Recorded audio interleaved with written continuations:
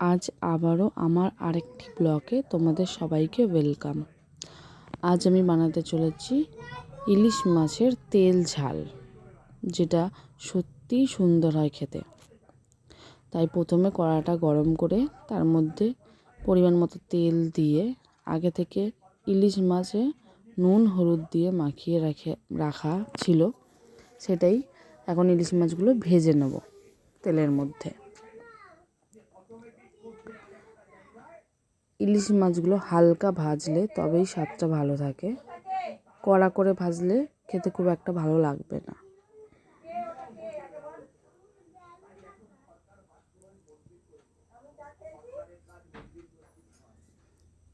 ভাজা হয়ে গেলে ইলিশ মাছগুলোকে তুলে রেখে দেওয়া হবে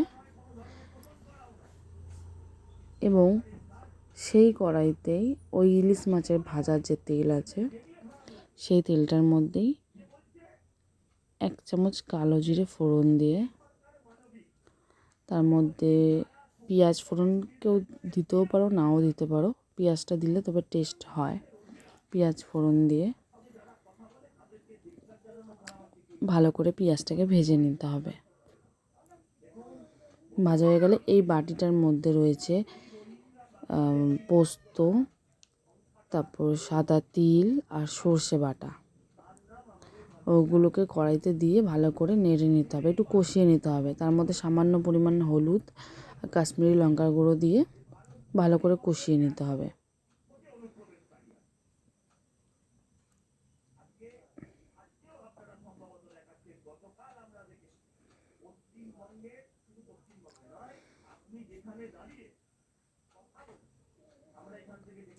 এটা ভালো করে কষে আসলে যখন তেল ছেড়ে দেবে কিছুটা পরিমাণ, তখন একটু টক দই 1 চামচ মতো ফাটিয়ে রাখা টক দই দিয়ে দিলাম। দিয়ে টক দইটা দিলে আরও স্বাদটা ভালো হয়। দিয়ে পরিমাণ মতো লবণ দিয়ে আবারও কষিয়ে নেওয়া হচ্ছে।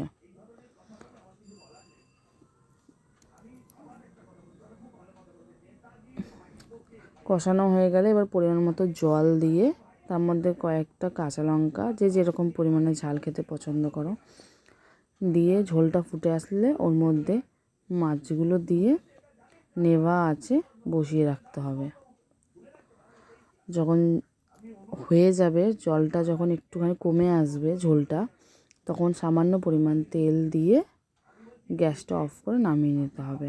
ব্যাস রেডি ইলিশ মাছের